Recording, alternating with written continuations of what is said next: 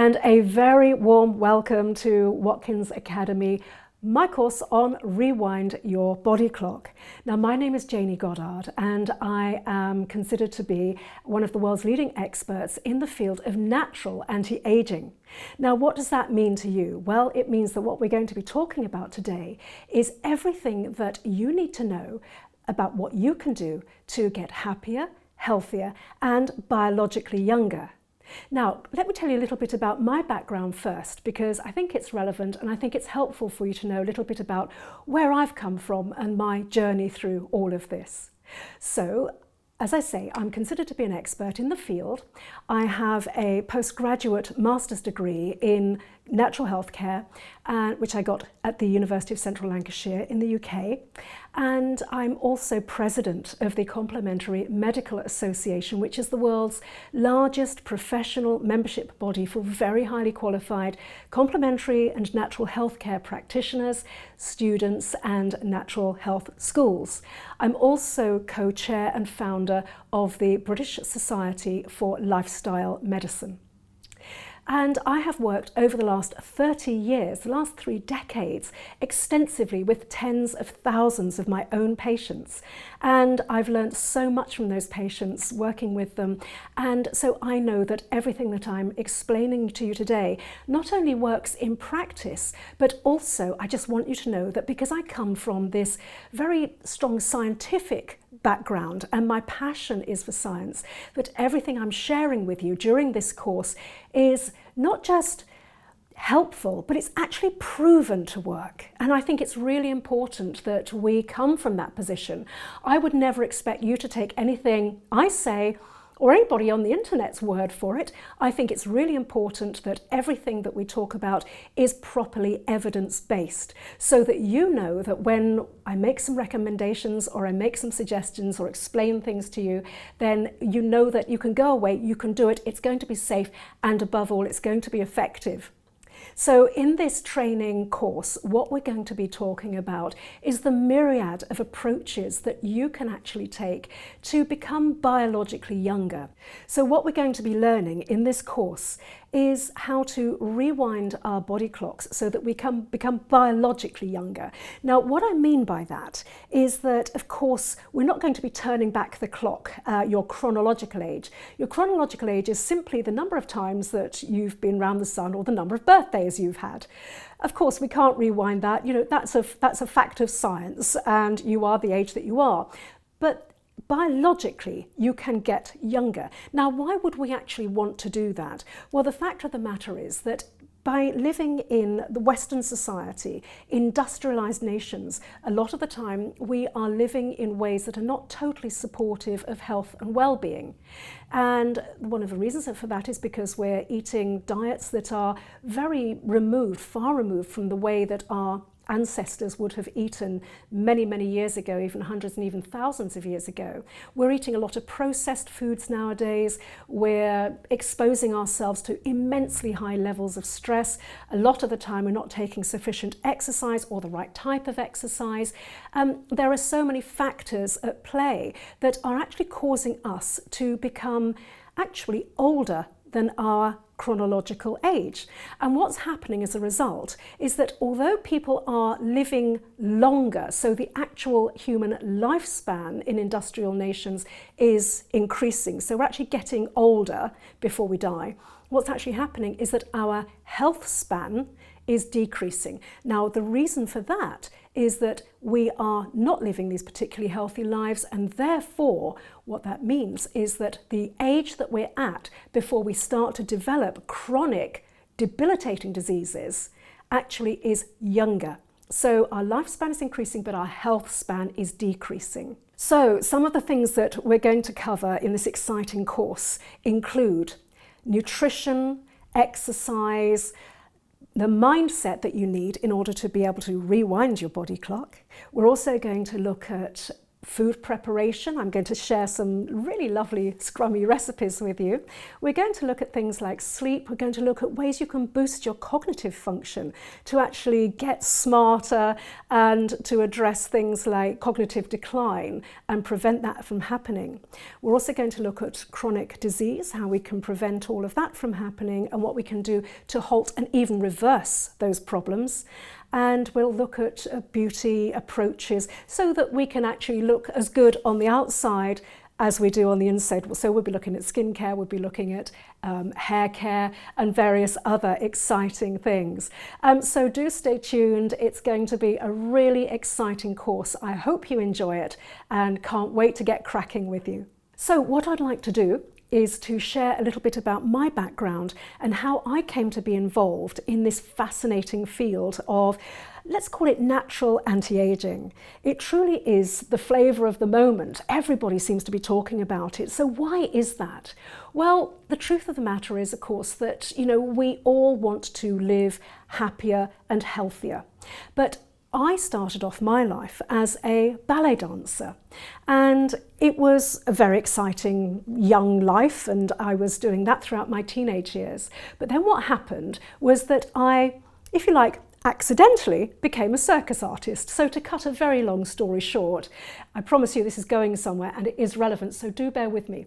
What actually happened was that we had a company come along to the ballet company and they said, we want to run some auditions for our show. So I went for the audition, got the job, didn't know what it was all about, but it turned out to be a forerunner to Cirque du Soleil, way back in the very early 80s. So I joined the circus, became a dancer in the circus, and it was all very exciting. But what then happened was that, of course, I got a bit excited about what was going on up in the air. So I started training to be an aerialist in the circus. And so I ended up doing all sorts of exciting things like trapeze, high wire, aerial ballet, and so on, much more. And I ended up traveling with the circus to all sorts of really obscure places all over the world. And I remember as a result being in certain places where they had no running water, we had no access to electricity, and of course doing circus work, it was quite hazardous and people were getting injuries, myself included. So anyway, what we ended up having to do was to rely on local jungle medicine, for want of a better word. So if we had an accident, the local shaman would come in or the local wise woman would be brought in and we would be treated with all sorts of exotic substances, mainly herbal medicine. And I have to say that what I found was that we all realised very quickly that these approaches were making us better very quickly and dealing with our injuries very quickly, and it just piqued my interest. But I didn't do anything about it. I stayed working in the circus and then going on to ride elephants and do all sorts of exciting things, and it wasn't until a few years later when I returned back to the UK that I realised that I really wasn't very well as a result of travelling in these strange places. I went to a herbalist and I was prescribed some incredibly wonderful herbs that did the trick and made me very healthy, and that sort of kind of got me onto this track of wanting to know a little bit more about these natural approaches to medicine. Clearly this wasn't just happening in the jungle, in the wilds of Mexico and South America. This was also happening in the UK. And I thought, wow, that's pretty intriguing. So I ended up wanting to study. And I did. I took myself off to college, and what actually happened was that I ended up learning an awful lot about these wonderful natural approaches to health and well-being. So what happened was that fast forward a few years on, I ended up developing some autoimmune problems. Now, I don't know if you're familiar with that, but what I had was rheumatoid arthritis. It was a devastating problem and it came on quite slowly, so I just assumed it was all a natural part of aging, that I thought I was going to just getting sort of muscle stiffness and muscle soreness. But actually it then started to gallop very quickly, and I got to the point where I became incredibly unwell. I ended up needing to use a wheelchair. I couldn't get around and I couldn't self-propel in the wheelchair. I couldn't bear any weight. I was completely at the mercy of anybody who would be happy to wheel me around. It was actually devastating because although I was working in this field of natural health, I was trying to do everything at the time that I believed was the right strategy.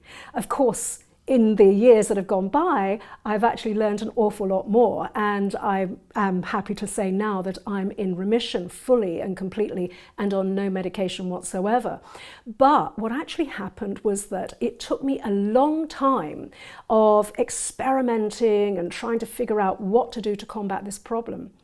When I became very, very ill, I ended up having a massive immune over-response. My body just went into a complete meltdown. My weight ended up plummeting to just over 5 stone. And I was so ill that the only thing they could think to actually prescribe me was chemotherapy at the time. And I knew that I was far too ill to be able to cope with the toxicity of chemotherapy. So I said, no, I'll try and find my way through this. But at that point, I was admitted into a hospice, and they gave me 2 weeks to get my affairs into order, because I really wasn't expected to survive. I was completely immobile at that time, in absolutely excruciating pain. My muscles had all been essentially catabolized by my body for fuel. So I was eating and eating and eating as best I could, and yet I was losing weight every single day. It was an absolutely terrifying and excruciatingly painful experience. During that time in the hospice, I realised that there had to be an answer. I wasn't prepared, and I didn't feel ready to actually sort of leave this life and move on wherever we go to afterwards. I just felt there had to be an answer. So what ended up happening was that I just asked the people in the hospice to just give me a very, very bland diet. I thought, I'm just going to go strip everything right back to basics and see what happens as a result of that. Now, you've got to understand, I was being fed, I was being washed, I was completely dependent upon other people. And it was a very interesting experience as well, looking at it now, with the benefit of hindsight. Now, I somehow managed to get myself out of there. They kept me for 4 weeks before they kicked me out, because they thought, she's not ready to go just yet. We'll keep her for a little longer because we've got all the lifting equipment here. And then they found a place for me in a rehabilitation unit. Actually, the other people in the unit were people who had had catastrophic car crashes or motorbike accidents. Again, they were completely immobile, as was I at that point. I remained immobile, fully immobile, for over a year after that, just locked into a fetal position at this tiny, tiny little weight that I was at. And eventually it transpired that I figured out ways of being able to connect my mind to my muscle and to actually be able to figure out where that muscle used to be. So I started to be able to start to twitch a leg, twitch an arm, and slowly and slowly and slowly I actually managed to start to gain more control over my body. And then at that point I had to learn to be able to start to stand, and then to be able to start to take one step and another step and another step and start to learn how to walk again. Now, the thing was, of course, that I, at the time, was still in so much excruciating pain that I still really couldn't walk. So I was still using the wheelchair. And then what happened was that I overall was a full-time wheelchair user for 10 years. So I wanted to share that because I wanted to let you know that I've been there and I've actually seen really the very worst that chronic debilitating disease can do. I've been in residential care as a result, and I just want to let you know that even when people say that's it, there's just no chance of surviving this, there really is always a chance. There's always a chance that you can come back if you have the tools and you know what to do. So while this course is all about rewinding your body clock and becoming younger, healthier, happier, and brainier and sexier and all of those wonderful things that we all want to do and be and have in our lives, the point is there is a more serious message. And we're going to talk about that in a little bit, about the types of disease that are supported and driven by outrageously out of control inflammatory processes. And we're going to have a whole section for you on inflammation to address all of that so you really know what's going on underneath. So with all my learnings and everything that I've had to do in order to get myself well, I've been able to work with, as I said earlier, tens of thousands of patients over the years to help them address all of these sorts of issues. And I specialise in chronic disease as a result of that. Now, I also write a lot of articles for national newspapers, both in the UK, the USA and Australia and elsewhere. I sit on various advisory boards within the fields of both complementary and natural healthcare, and also conventional and integrative medicine as well. So I have, if you like, essentially a foot in both camps. So as I alluded to earlier, everything I'm telling you is evidence-based.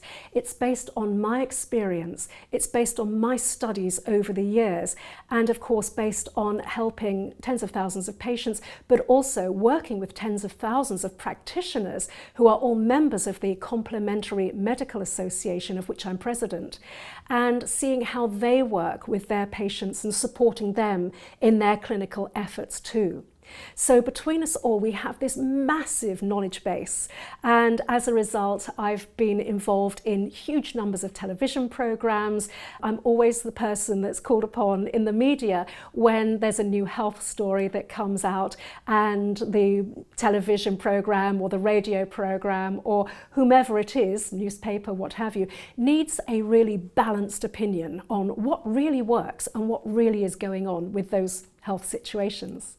So I hope that helps you to understand that, you know, what we're talking about in this training is that it's not something that we're just kind of pulling out of a hat and it's just, oh, off the top of my head, it sounds like a good idea to do X, Y, Z. What we're doing is really evidence-based, and what I'm talking about is it provides you with real solutions that will really truly be able to make a huge difference, not in just in your life, but also in the lives of your loved ones. So we're looking at ways of, obviously, prevention being better than cure. So I'm going to give you preventative strategies that will help you to make sure that you don't succumb or start to develop these chronic conditions. But I'm also going to give you ideas and strategies that will help you to combat illnesses if you have them, but also those of your loved ones. So if you know people who are suffering at the moment, my aim in this is to empower you to be able to take this information and actually help people yourself, or at least you'll know where to guide people for more advice. So the next thing that I also need to mention to you is the fact that while all of the strategies we're going to be talking about in this course are very, very relevant to our own health and well-being, and of course, as I said earlier, that of our friends and loved ones and families and so on, there's also another side to the story, a couple of other sides to the story, in fact. The first is the economic perspective of why we need to make certain changes in our lives. We've also got the global perspective as well. So I want to talk to you about both of those just very briefly just now. So the first really important point I'd like to raise is looking at things from an economic perspective. Why do we need to make these changes? Well, the fact of the matter is that, as I explained earlier, our health span is decreasing, which means that we're going on to develop those chronic diseases that we wrongly associate with just a natural part of aging. Now, just want to take one example. Let's look at the current obesity pandemic that is affecting everybody in every single industrialized nation. Now, I've got some really shocking facts and figures for you. So in the UK alone, what we need to think about is the fact that obesity is costing us £27 billion per year. That was a 2017 statistic. We don't have anything more up to date than that at the moment. But shockingly, if you work that out on a per hour basis, it means that obesity alone is costing well over £3 million an hour. Now that's 24/7. It's just ongoing. and that is clocking up. Now, the point of that is obesity, of course, is something that we can combat. It doesn't have to be costing us that amount of money, and things can be done about it. And again, that's something we'll be talking about in this training. And even more shockingly, in the USA, the costs of obesity are even higher. So the yearly cost of obesity is 190 billion US dollars, of which a shocking 14 billion is just associated with the costs of childhood obesity alone. And the overall stats mean that obesity is costing on a per hour basis, hour by hour, 24/7, all the time, every single hour that clocks up, another $21.5 million is being spent on obesity alone. So, aside from the economic devastation that poor health is actually wreaking upon our planet and upon us as inhabitants of this planet, there's also a global issue which is very, very important to consider. One of the things I'm going to be talking to you about in the nutrition section is the importance of transitioning to a plant-based diet, not just for our own health, but also for that of the planet.